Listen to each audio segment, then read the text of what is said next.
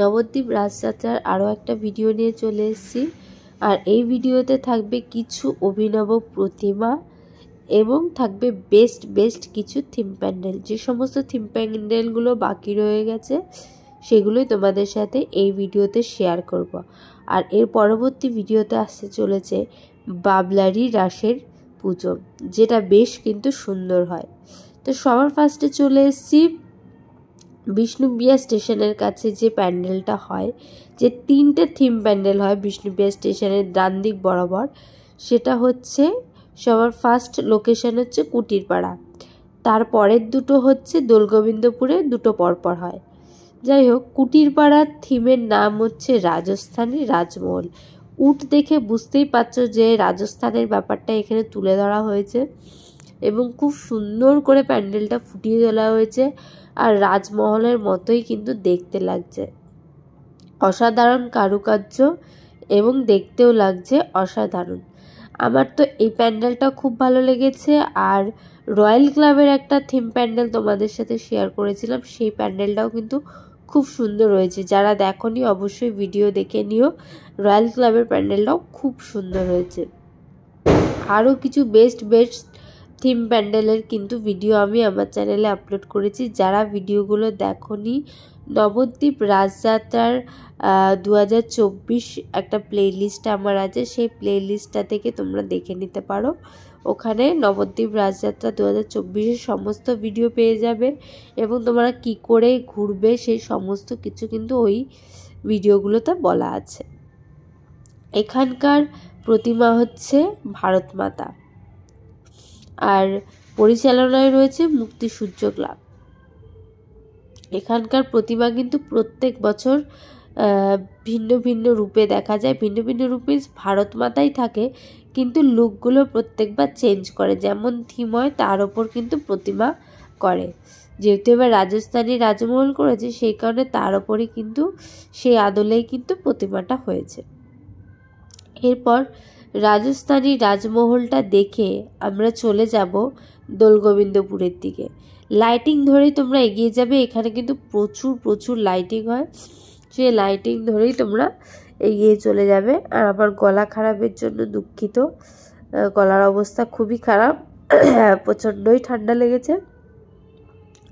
যাই হোক, এইটা দেখে তোমরা দোলগোবিন্দপুরের দিকে আসবে এবং এখানকার প্রথমের থিম প্যান্ডেলটার নাম হচ্ছে পুতুলপুরীতে মায়ের আগমন। প্রত্যেক বছর কিন্তু এখানে থিম প্যান্ডেল করা হয়, আর পরিচালনায় রয়েছে দোলগোবিন্দপুর বারোয়ারি কমিটি। এখানে বেস্ট কিছু থিম প্যান্ডেলই করা হয় এবং প্রতি বছর কিন্তু এখানে সুন্দর থিম প্যান্ডেল হয়। আর এখানকার এবারের কিন্তু পুতুলপুরীতে যে তোমরা যে পুতুলগুলো দেখতে পাচ্ছ না দেওয়ালগুলোতে লাগানো, প্রায় আমার মনে হয় কয়েক হাজার পুতুল এখানে কিন্তু সাইডে এই প্যান্ডেলগুলোতে লাগানো হয়েছে। কয়েক হাজার পুতুলের ছবি, যেটা কিন্তু অসাধারণ লাগছে দেখতে। এই প্যান্ডেলটাকে সুন্দর করে ফুটিয়ে তুলেছে। আমার ভিডিও দেখে তোমরা কি কেউ নবদ্বীপ রাজযাত্রায় এসছো, তাহলে কিন্তু অবশ্যই একটা কমেন্ট করে যেও। আমার খুব ভালো লাগবে যে আমার ভিডিও দেখে কেউ নবদ্বীপ রাজযাত্রায় এসছে কি আসেনি। তোমরা অনেকেই হয়তো বাইরে থেকে আছো, যারা এসছো নবদ্বীপের রাজযাত্রায় ঘুরেছো, তারা কিন্তু অবশ্যই একটা কমেন্ট করে যেও যে তোমাদের কেমন লাগলো নবদ্বীপের রাজযাত্রা। কারণ এটা আমাদের শহর, আমাদের ভালোবাসার শহর নবদ্বীপ। তো আমাদের খুব ভালো লাগবে তোমরা কে কোনখান থেকে এই ভিডিও দেখছো এবং কে কোনখান থেকে ভিডিও দেখে আমার চ্যানেল না হোক অন্য চ্যানেল দেখে তোমরা এই নবদ্বীপের রাজযাত্রা দেখতে এসছো। তো তোমাদের কেমন লেগেছে সেটা একটুখানি কমেন্টের মাধ্যমে জানিও, আমাদের খুব ভালো লাগবে। আমার তো খুবই ভালো লাগবে। অন্যান্য চ্যানেলের কথাও বলছি, সেই সমস্ত চ্যানেলেও কিন্তু ভালো লাগবে। দেখতেই পাচ্ছ গোটা দেওয়ালগুলো জুড়ে প্যান্ডেলটা, যে সারাটা দেওয়ালে কিন্তু সমস্ত জায়গায় পুতুলের ছবি লাগানো হয়েছে এবং কিছু জায়গায় পুতুলও লাগানো হয়েছে, তবে এই পুতুলের ছবি কিন্তু প্রচুর। যাই হোক, এখানকার প্রতিমা হচ্ছে রণচণ্ডী মাতা। আর এই রণচণ্ডী মাতাও কিন্তু আগামীকাল আড়ঙে থাকবে। প্রতিটা প্যান্ডেলেরই কিন্তু প্রতিমা আড়ংয়ে কিন্তু উপস্থিত থাকে। তো যারা যারা একদিনেই সমস্ত প্রতিমা দেখতে চাইছে তাহলে কিন্তু নবদ্বীপ রাসযাত্রার আড়ংয়ে চলে এসো, তাহলে কিন্তু একদিনে সমস্ত প্রতিমা তোমরা দেখে যেতে পারবে। দোলগোবিন্দপুরের ওই প্যান্ডেলটা পুতুলপুরি দেখে আমরা আবার ব্যাক করে চলে এসেছিলাম। ডান দিকের একটা গলিতে হয়, এখানে একটা থিম প্যান্ডেল হয়েছে। এই থিম প্যান্ডেলের নাম হচ্ছে আদিম মানুষের জীবনযাত্রা। আর এইখানের প্যান্ডেলের থেকেও বেশি ভালো লাগে আমার এখানকার প্রতিমা। অসাধারণ একটি প্রতিমা হয়। আর এই প্রতিমা কিন্তু নবদ্বীপে একটাই হয়, মায়াপুর ইস্কনের আদলে কিন্তু এখানকার প্রতিমাটা তৈরি হয়। এখানের প্রতিমার নাম হচ্ছে অষ্টসখী।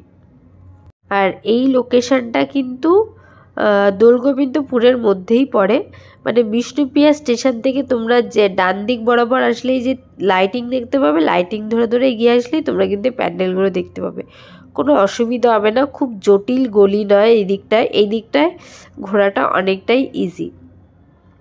দেখো পুরো প্যান্ডেলটা কিন্তু খুব সুন্দর তৈরি হয়েছে। তবে হ্যাঁ, একটা কথা বলছি, এটা কিন্তু অনেকটাই পুরনো একটা থিম। আগের বছর বাবলারিতেও কিন্তু এই থিমটাই হয়েছিল। আর ইভেন এই বছর এই থিমটা আরও একটা জায়গায় হয়েছে নবদ্বীপ রাসযাত্রাতেই, সেটাও কিন্তু তোমাদের এই ভিডিওতেই বলে দেব। তার আগে এই প্যান্ডেলটা আগে ঘুরে দেখে নাও আর এখানকার প্রতিমাটা দর্শন করো, অসাধারণ লাগবে। আর এখানকার প্রতিমাটার জন্যই আমার বেশি ভালো লাগে এখানটায় আসতে। প্যান্ডেলের থিম তো প্রতিবারই করে, তবে এখানের প্রতিমাটা খুব ভালো লাগে আমার দেখতে, মন জুড়িয়ে যায়। অষ্টসখী এখানকার প্রতিমা দেখতেই পাচ্ছ, রাধাকৃষ্ণের চারিদিকে তার সখীরা রয়েছে, এটাই হচ্ছে এখানকার প্রতিমা। অসাধারণ লাগে দেখতে, মনে হয় তো সারাক্ষণ তাকিয়ে থাকে। আগামীকাল শনিবার, আগামীকাল কিন্তু নবদ্বীপে হবে আড়ং। আর আড়ং মোটামুটি শুরু হয়ে যায় সকাল থেকেই, মোটামুটি শুরু হয়ে যায় অনেক ভালো ভালো প্রতিমা, যেগুলো হচ্ছে বাজনা নিয়ে আরও অনেক কিছু নিয়ে আড়ংয়ে বেরোয়। সেগুলো কিন্তু সকালের দিকটায়, মানে সকাল বলতে 12টার দিকটাতেই কিন্তু বেরিয়ে পড়ে। যেমন ভদ্রাকালী কিন্তু চারিজিরা বাজার ভদ্রাকালী কিন্তু কালকে সকালের দিকেই বেরিয়ে যাবে। আর এই প্যান্ডেলের এগুলো দেখতে পাচ্ছ তো, এগুলো কিন্তু আছি, মানে নারকেল খাওয়ার পর যে খোসাটা থাকে সেটাকে আমরা আঁচি বলি। তোমরা কি বলো একটুখানি কমেন্ট করে জানিও। সে আঁচিটা দিয়ে তৈরি হয়েছে। এরপর ওই প্যান্ডেলটা দেখে বিষ্ণুপ্রিয়া স্টেশনের বাঁ দিকের একটা ছোট্ট গলিতে এই সুন্দর একটা রাধাকৃষ্ণ প্রতিমা হয়েছে, যেটা আমার খুব সুন্দর লাগছিল দেখতে। কারণ রাধাকৃষ্ণ প্রতিমা তো অনেক হয়, কিন্তু এটা কিন্তু খুব সুন্দর হয়েছে, অন্যরকম। এরপর আমরা মালঞ্চপাড়া চন্দ্রকলোনিতে চলে এসেছি। এটা কিন্তু বাবলারির অনেকটাই আগে, মানে গাবতলা মোড় থেকে বাঁ দিক বরাবর একটা গলিতে এটা পড়ে। এটা একটু ভেতরের দিকে। এখানকার প্রতিমা হয়েছে ভারত মাতা। আর এখানে দেখতে পাচ্ছ সামনে কিন্তু একটা চরকা ছিল, দেখেছো? এরপরে রাস্তায় যাওয়ার সময় চোখে পড়লো একটা ছোট্ট শিব, সদাশিব, খুব সুন্দর লাগছিল। যে সমস্ত ছোট বাচ্চারা প্যান্ডেল করে তারা করেছে, খুব ভালো লাগছিল দেখতে। এরপর চলে এসেছি আমরা আরও একটা ওই সেম প্যান্ডেল দেখতে। আর এখানকার থিমের নাম দিয়েছে আদিবাসীদের জীবনযাত্রা। পরিচালনায় রয়েছে গঙ্গামাতা ক্লাব। আর এটার যদি এক্স্যাক্ট লোকেশন জানতে চাও, সারস্বত মন্দিরের পেছনের গলিতে। এটাও কিন্তু আমি আমার ভিডিওতে দেখিয়েছি যে এখানে তোমরা কিভাবে আসবে আরও ডিটেলসে। আর এটা কিন্তু ওই আগের প্যান্ডেলটারই সেম প্যান্ডেল, কিন্তু দেখতেই পাচ্ছ একটু তফাৎ আছে, বাট প্রায় এক। ওখানে নাম দিয়েছে আদিম মানুষের জীবনী, এখানে দিয়েছে আদিবাসীদের জীবনী। এরপর এখানকার প্রতিমা তোমাদেরকে দর্শন করাবো। এখানকার প্রতিমা হচ্ছে গঙ্গামাতা। এই ছিল আজকের আমার সম্পূর্ণ ভিডিও। তোমাদের আমার ভিডিও কেমন লাগলো অবশ্যই কিন্তু কমেন্ট করে জানিও। নবদ্বীপের রাসযাত্রা কারা কারা দেখছো সেটাও কিন্তু কমেন্ট করে জানিও।